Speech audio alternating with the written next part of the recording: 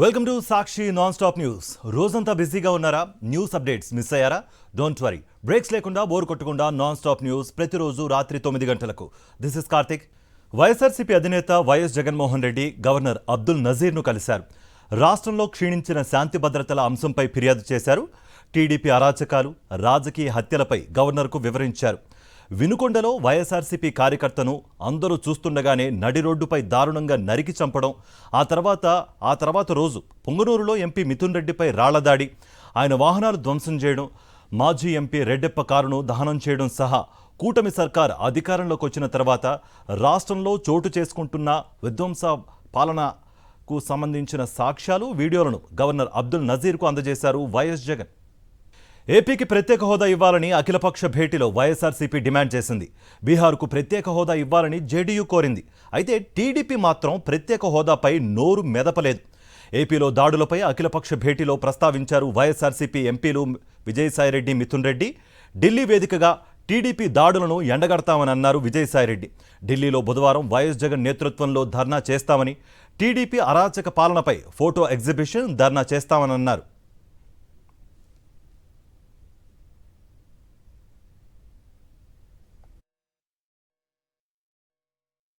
ఒక parliament సభ్యునికే, ప్రజాప్రతినిధికే safety security లేనటువంటి రాష్ట్రం ఏదైనా ఉందని అంటే ఈ దేశంలో ఆంధ్ర రాష్ట్రం మాత్రమే. అది తెలుగుదేశం పార్టీ పరిపాలన. గతంలో ఎప్పుడూ ఇలా జరగలేదు. మా 5 సంవత్సరాల పాలనలో ఇలా ప్రజాప్రతినిధుల మీద రాళ్ళు వేయడం, వాళ్ళని ఒక ఇంట్లో మామూలుగా చర్చలకు వెళితే, పరామర్శకు వెళితే ఈ రకంగా రాళ్ళు వేసి ఒక గ్రూపుగా ఒక 400-500 మంది వచ్చి అటాక్ చేయడం అన్నటువంటిది గతంలో ఏ రోజు జరగల. సరే, అటాక్ చేశారు తెలుగుదేశం గుండాలు. అటాక్ చేసిన తర్వాత ఎవరైతే అటాక్ చేశారో వాళ్ళని వదిలేసి పోలీసులు మా మీద కేసులు పెట్టడం అన్నటువంటిది ఇంకా శోచనీయమైనటువంటి విషయం. తెలుగుదేశం కార్యకర్తలు రెడ్డప్ప గారు, మాజీ ఎంపీ రెడ్డప్ప గారి ఇంట్లో ఉండగా వందలాది మంది అటాక్ చేసి, మొత్తం వీడియోలు కూడా ఉన్నాయి, అన్ని బళ్ళు పగలగొట్టి, బళ్ళు తగలబెట్టి, రాళ్ళ దాడి చేసి అతి భయానకంగా దాడి చేయడం జరిగింది. మాపైనే రెడ్డప్ప గారు దాదాపు 75 సంవత్సరాలు, అదేవిధంగా మేము అక్కడ శాంతియుతంగా ఇంట్లో ఉంటే మాపైనే మళ్ళీ ఈరోజు హత్యాయత్నం కేసులు, నాన్ బెయిలబుల్ కేసులు బుక్ చేసి ఈరోజు టార్గెట్ చేయడం జరిగింది. హోంమంత్రి అనిత మాటలు హాస్యాస్పదంగా ఉన్నాయని మాజీ హోంమంత్రి తానేటి వనిత విమర్శించారు. రాష్ట్రంలో రాజకీయ దాడులు జరుగుతుంటే ఎందుకు స్పందించడం లేదని ప్రశ్నించారు. నోటికొచ్చినట్లు దిగజారుడు మాటలు మాట్లాడడం అనితకు తగదన్నారు. వైఎస్ఆర్సీపీ నేతల ఆస్తులు, విగ్రహాలు ధ్వంసం చేస్తుంటే ఎందుకు మౌనంగా ఉంటున్నారని నిలదీశారు. ఏదో ఒకటి మాట్లాడాలని చెప్పి ప్రెస్ మీట్ పెట్టి పార్టీ ఆఫీస్లో ఎంతసేపు కూడా మా నాయకుడి మీద లేనిపోని ఆరోపణలు చేస్తూ, అసలు ఆయన 5 సంవత్సరాలు ప్రతిపక్ష నాయకుడిగా పనిచేశారు, ఒక 5 సంవత్సరాలు ముఖ్యమంత్రిగా పనిచేశారు, ఈ రోజున ఎంత జనాదరణ ఉంది అన్న విషయం కూడా మర్చిపోయి ఏకవచనంతో, గౌరవ మర్యాదలు లేకుండా, మహిళని కూడా లేకుండా ఆవిడ మాట్లాడే విధానం చూస్తుంటే చాలా బాధ అనిపిస్తుంది. ఈ రోజున మరి అనిత గారు పెట్టిన ప్రెస్ మీట్ని నేను తీవ్రంగా ఖండిస్తున్నాను. ఆవిడ వ్యాఖ్యలను ఖండిస్తున్నాను. వినుకొండలో జరిగిన హత్యపై తప్పుడు ప్రచారం చేస్తున్నారని మండిపడ్డారు మాజీ మంత్రి అంబటి రాంబాబు. బాధితుడు రషీద్ కుటుంబాన్ని టీడీపీ నేతలు ఎందుకు పరామర్శించలేదని ప్రశ్నించారు. టీడీపీకి చెందిన జిలానీ హత్య చేస్తే వ్యక్తిగత కక్షలతో జరిగిన హత్యగా చిత్రీకరిస్తున్నారని మండిపడ్డారు. రాష్ట్రంలో పోలీసు వ్యవస్థ ఏం చేస్తోందని ప్రశ్నించారు అంబటి రాంబాబు. వినుకొండలో జరిగినటువంటి ఒక దారుణమైన హత్య, ఎంత దారుణంగా హత్య జరిగిందో నేను ప్రత్యేకంగా చెప్పాల్సినటువంటి అవసరం లేదు. వాళ్ళు ఏం చెప్తారంటే ఇది రాజకీయ హత్య కాదు, 2 మిత్రుల మధ్యన జరిగినటువంటి హత్య అని అటు పోలీస్ వైపు నుంచి ఇటు ప్రభుత్వం వైపు నుంచి చెప్పి దీన్ని డైల్యూట్ చేయాలనేటువంటి ప్రయత్నం చేస్తున్నారు. రషీద్ అనేటువంటి మరణించినటువంటి వ్యక్తి డిసీజ్ వైఎస్ఆర్ కాంగ్రెస్ పార్టీకి చెందినటువంటి వ్యక్తి. జిలానీ అనే అతను ప్రస్తుతం తెలుగుదేశంలో ఉన్నారు. అంతకుముందు వైసీపీలో ఉన్నమాట వాస్తవం. తెలుగుదేశంలోకి వెళ్ళి అక్కడ ఉన్నటువంటి స్థానిక శాసనసభ్యుడు ఆంజనేయులు గారి ప్రోద్బలంతో, అలాగే మక్కిన మల్లికార్జున గారి ప్రోద్బలంతో దౌర్జన్యకాండలు నిర్వహించేటటువంటి క్రమంలో అతి దారుణంగా ఒక యువకుణ్ణి, కక్షలు లేవు, కార్పణ్యాలు లేవు. నేను అడుగుతా ఉన్నా, పోనీ ఆ రషీద్ అనే అతను ఇంతకుముందు ఏమన్నా హత్య చేశాడా, ఎవరన్నా పొడిచాడా, ఏదైనా క్రిమినల్ కేసు చేశాడా? అలాంటి వ్యక్తిని అతి దారుణంగా రోడ్డు మీద చంపేశారు. దీన్ని ప్రశ్నిస్తే జగన్మోహన్ రెడ్డి గారు వెళ్ళి పరామర్శిస్తే భరించలేకపోతున్నారు.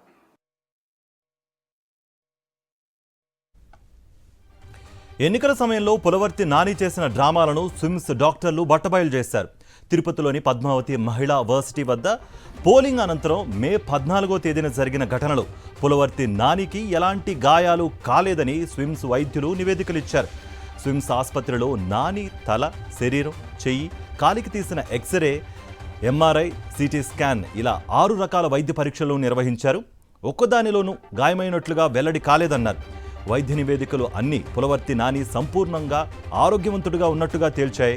ఇంతో రాజకీయ లబ్ధి కోసమే పులవర్తి నాని నాటకాలు ఆడినట్లుగా తేటతెల్లమైంది. దాడి జరిగిందంటూ ఆ రోజు పులవర్తి నాని చేసిందంతా డ్రామానే అంటున్నారు చెవిరెడ్డి భాస్కర్ రెడ్డి. ఎక్స్రే ఫుట్ కాలికి దెబ్బతగిలిందో నో సిగ్నిఫికెంట్, ఆడ ఏ రకంగా జరగలేదు. సిటీ స్కిల్ ఆఫ్ మొత్తం వ్యూ నో సిగ్నిఫికెంట్, ఏ రకమైనటువంటి గాయం తనకు కాలేదు. స్పైరల్ సిటీ అంటే టాప్ నీకు. సిటీ స్కాన్ బ్రెయిన్ కూడా తీశారు, తల మీద తగిలింది నార్మల్. అత్యున్నతమైనటువంటి రిపోర్ట్లో సిటీ స్కాన్ అన్నది, ఎంఆర్ఐ అన్నది ఇచ్చినటువంటి రిపోర్ట్. నీకు ఏ రకంగా గాయం కాలేదు అని చెప్పడానికి, కాదని చెప్పండి. నీకు ఏ రకమైన చిన్న గాయం కూడా లేదు అని స్విమ్స్ నివేదిక స్పష్టంగా ఇచ్చినప్పుడు ఈ రోజు వరకు 37 మందిని అరెస్ట్ చేశారు. విశాఖలో టీడీపీ జనసేన కుట్రలు బట్టబయలయ్యాయి. దొడ్డిదారిలో మేయర్ పీఠం, ఎమ్మెల్సీ దక్కించుకునే ఎత్తుగడలు వేస్తున్నాయి టీడీపీ జనసేన శ్రేణులు. టీడీపీలో చేరాలని వైఎస్ఆర్సీపీ కార్పొరేటర్లను బెదిరిస్తున్నారు. పార్టీలో చేరకపోతే ఆస్తులు ధ్వంసం చేస్తామని, తప్పుడు కేసులు పెడతామని బెదిరింపులకు దిగుతున్నారు. ఇప్పటి వరకు భయపెట్టి 7 వైఎస్ఆర్సీపీ కార్పొరేటర్లను టీడీపీలో చేర్చుకోగా మరికొంతమందిని పవన్ కళ్యాణ్ సమక్షంలో పార్టీలో చేర్చుకునేందుకు కుటిల యత్నాలు చేస్తున్నారు. స్థానిక సంస్థల కోటాలో జరిగే ఎమ్మెల్సీ ఎన్నికకు వైఎస్ఆర్సీపీ సంపూర్ణ మెజారిటీ ఉండడంతో ఆ ఎమ్మెల్సీ స్థానాన్ని ఎలాగైనా దక్కించుకునేందుకు టీడీపీ జనసేన కుట్రలు పన్నుతున్నట్లుగా తెలుస్తోంది. అలాగే టీడీపీకి మేయర్ పీఠం, జనసేనకు డిప్యూటీ మేయర్ దక్కేలా కుతంత్రాలు పన్నుతున్నట్లుగా వైఎస్ఆర్సీపీ నేతలు అంటున్నారు.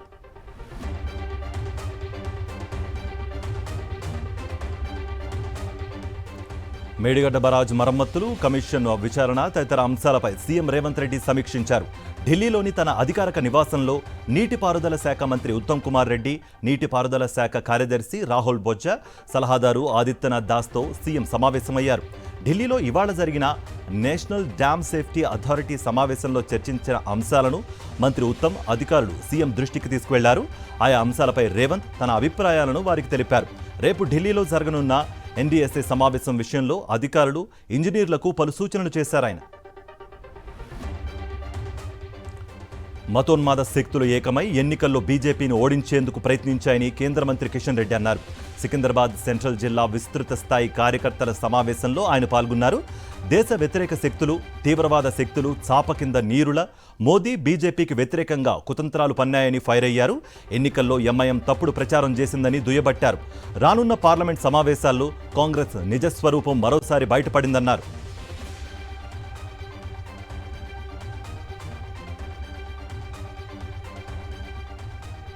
హైదరాబాద్ పేట్ బషీరాబాద్ పోలీస్ స్టేషన్ మెట్లక్కారు చిన్నారులు వీధి కుక్కల బారి నుంచి కాపాడాలంటూ నినాదాలు చేశారు. కుత్బల్లాపూర్ నియోజకవర్గం కోంపల్లిలో వీధి కుక్కల స్వైర విహారం చేస్తున్నాయి. దొరికిన వారిపై దాడి కూడా చేస్తున్నాయి. చిన్నపిల్లలు కనిపిస్తే చాలు దాడులు చేసేస్తున్నాయి. అధికారులకు ఎన్నిసార్లు విన్నవించుకున్నా పట్టించుకోవడం లేదని చిన్నారులు ఆవేదన వ్యక్తం చేస్తున్నారు. ప్రాణాలు పోతున్నా పట్టించుకోవడం లేదంటూ పోలీస్ స్టేషన్ ముందు ఆందోళన చేపట్టారు. తమ ప్రాణాలకు రక్షణ కల్పించాలంటూ ప్లకార్డులు ప్రదర్శించారు.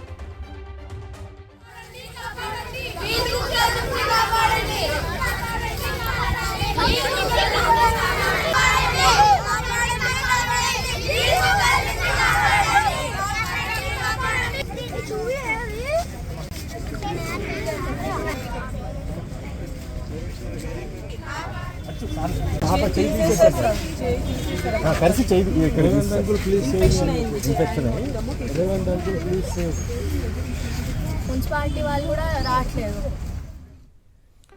సివిల్ సర్వీస్లో దివ్యాంగులకు రిజర్వేషన్లు కల్పించడంపై సీనియర్ ఐఏఎస్ అధికారి స్మితా సబర్వాల్ సంచలన వ్యాఖ్యలు చేశారు.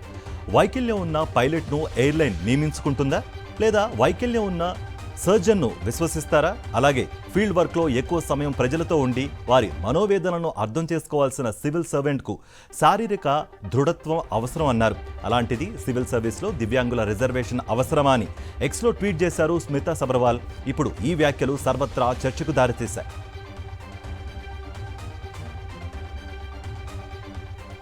భద్రాచలం వద్ద గోదావరి నీటి మట్టం క్రమంగా పెరుగుతోంది. నీటి మట్టం 43 అడుగులు పెరగడంతో అధికారులు మొదటి ప్రమాద హెచ్చరికను జారీ చేశారు. లోతట్టు ప్రాంతాల ప్రజలంతా అప్రమత్తంగా ఉండాలని జిల్లా అధికారులు సూచించారు. నీటి మట్టం పెరగడంతో గోదావరి నది స్నానఘట్టాల ప్రాంతంలో మెట్లు వరద నీటిలో మునిగిపోయాయి. వరద నీరు పెరగడంతో మత్స్యకారులు, ప్రజలు గోదావరి పరివాహక ప్రాంతాల వద్దకు వెళ్లవద్దని పోలీసు అధికారులు ఆదేశాలు జారీ చేశారు. భద్రాచలం నుంచి ఛత్తీస్గఢ్, ఒడిశాలకు వెళ్లే ప్రధాన రహదారి చట్టి వద్ద వరద నీరు చేరడంతో రాకపోకలు నిలిచిపోయాయి. గోదావరి దిగువన ఉన్న శబరి నదికి వరద నీరు భారీగా పోటెత్తడంతో భద్రాచలం నుంచి వరద నీరు దిగువకు ప్రవహిస్తోంది. ముంపు గ్రామాల ప్రజలను పునరావాస కేంద్రాలకు తరలిస్తున్నారు అధికారులు.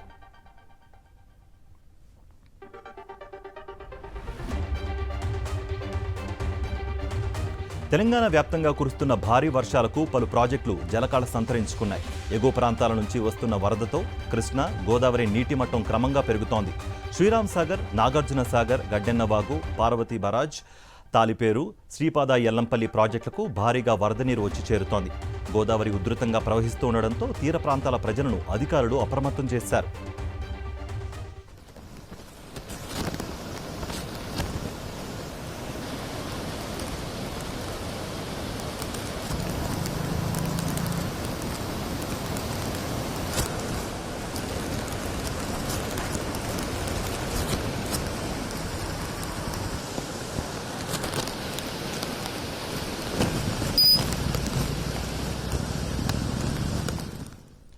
భారీ వర్షాలతో ఆంధ్రప్రదేశ్లోని ప్రాజెక్టులు జలకణను సంతరించుకున్నాయి. అన్ని ప్రాజెక్టులు నిండు కుండను తలపిస్తున్నాయి. రాష్ట్రంలోని ప్రాజెక్టులకు వరద కొనసాగుతోంది. గోదావరి, కృష్ణతో పాటు వాటి ఉపనదులు ఉధృతంగా ప్రవహిస్తున్నాయి. ఉరకలెత్తుతున్న వాగుల నుంచి వస్తున్న వరదతో ప్రాజెక్టులు జలకణను సంతరించుకోగా చెరువులు, కుంటలు మత్తడి దూకుతున్నాయి. చిన్న మధ్య తరహా ప్రాజెక్టులు పూర్తిగా నిండి వరద దిగువకు ఉరకలేస్తోంది. భారీ ప్రవాహంతో ప్రాజెక్టులోకి వరద పోటెత్తుతోంది. కొన్ని ప్రాజెక్టుల గేట్లను ఎత్తి నీటిని కిందకు విడుదల చేస్తున్నారు అధికారులు.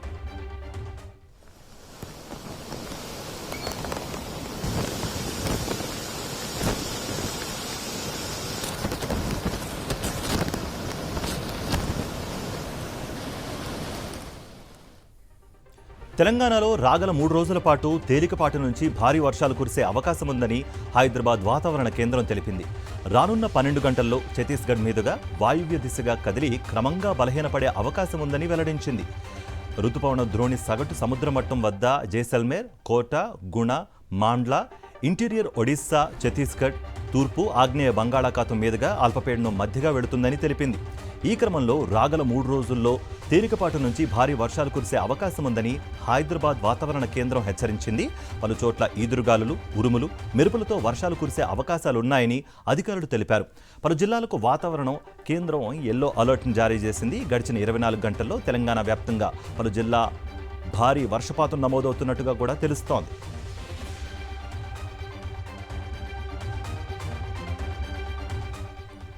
లష్కర్ భవనాలతో సికింద్రాబాద్ ఉజ్జయిని మహంకాళి అమ్మవారి ఆలయం సందడిగా మారిపోయింది. భక్తులతో ఆలయ పరిసరాల్లో ఆధ్యాత్మిక వాతావరణం వెల్లివిరిసింది. సీఎం రేవంత్ రెడ్డి అమ్మవారిని దర్శించుకుని పట్టు వస్త్రాలు సమర్పించారు. మహంకాళికి ప్రత్యేక పూజలు కూడా చేశారు. అనంతరం ఆలయ పండితులు ముఖ్యమంత్రికి వేద మంత్రోచ్చారణల నడుమ ఆశీర్వచనాలు, తీర్థప్రసాదాలు అందజేశారు. అంతకుముందు కేంద్ర మంత్రి కిషన్ రెడ్డి, రాజ్యసభ సభ్యులు లక్ష్మణ్, అనిల్ కుమార్ యాదవ్, మంత్రులు పొన్నాం ప్రభాకర్, సీతక్క, దానం నాగేందర్ అమ్మవారిని దర్శించుకున్నారు. దేశవ్యాప్తంగా గురు పౌర్ణమి వేడుకలు వైభవంగా జరుగుతున్నాయి. సాయిబాబా దేవాలయాలన్నీ భక్తులతో కిటకిటలాడుతున్నాయి.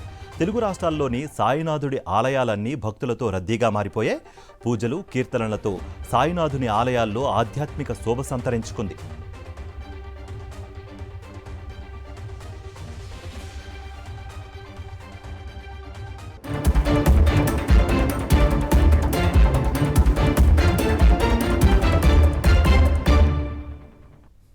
National updates. సోమవారం నుంచి పార్లమెంట్ బడ్జెట్ సమావేశాలు ప్రారంభం కానున్న నేపథ్యంలో కేంద్ర ప్రభుత్వం అఖిలపక్ష భేటీ నిర్వహించింది.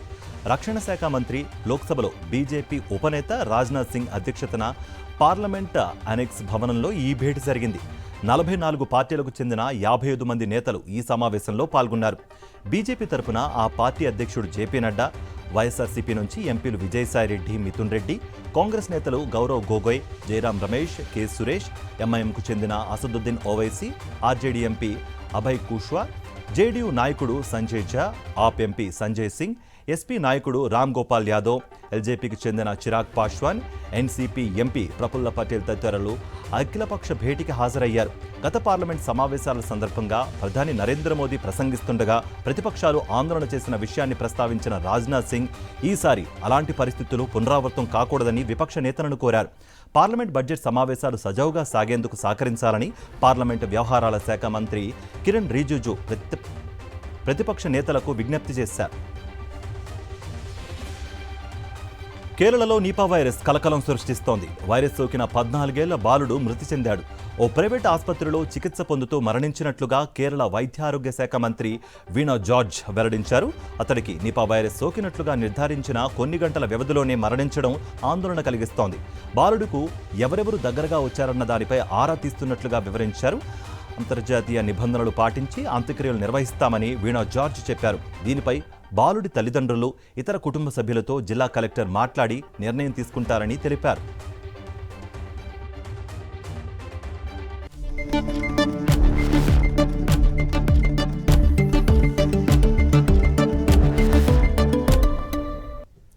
బిజినెస్ అప్డేట్స్లో గోల్డ్ విషయానికి వస్తే దేశంలో వరుసగా 3వ రోజు గోల్డ్ రేట్లు దిగివచ్చాయి.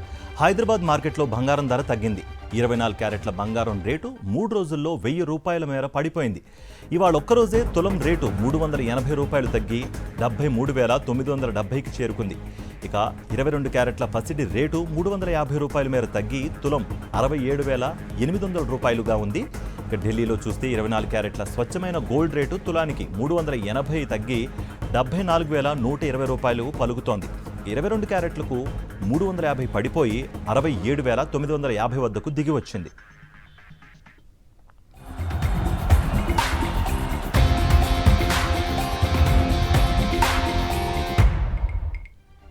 Sports updates. మహిళల ఆసియా కప్లో టీమిండియా వరుసగా 2వ విజయం నమోదు చేసింది.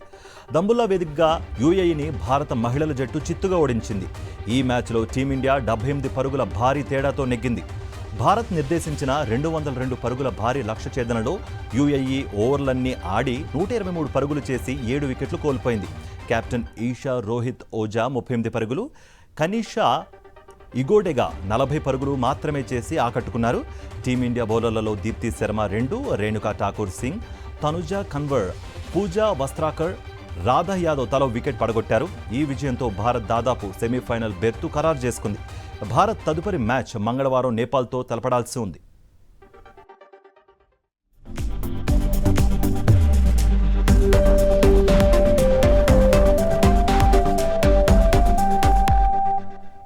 రైట్, షో బిజ్లో ఇప్పుడు స్క్రీన్ 90 చూద్దాం. త్రిష నటిస్తున్న మొదటి వెబ్ సిరీస్ బృంద లేటెస్ట్ గా ట్రైలర్ విడుదలైంది. ఆగస్టు 2న స్ట్రీమింగ్ కి రాబోతోంది. త్రిష పోలీస్ ఆఫీసర్ పాత్రలో కనిపించబోతోంది. మిస్టర్ బచ్చన్ మూవీలో జగపతి బాబు పాత్రకు సంబంధించిన డబ్బింగ్ పూర్తయిందట. ఈ మూవీ రిలీజ్ డేట్ ఆగస్టు 15న ఫిక్స్ అయింది. హరీష్ శంకర్ ఈ సినిమాకు దర్శకుడు. విశ్వక్ సేన్ హీరోగా నటిస్తున్న మెకానికా రాఖీ మూవీలో శ్రద్ధా శ్రీనాథ్ కథానాయికగా నటిస్తోంది. ఈమె పాత్రకు సంబంధించి ఫస్ట్ లుక్ పోస్టర్ వచ్చింది. రవితేజ ముల్లపూడి ఈ సినిమాకు దర్శకుడు. దిల్ రాజు బ్యానర్ లో 50వ సినిమాగా గేమ్ చేంజర్ నిర్మాణం జరుపుకుంటోంది.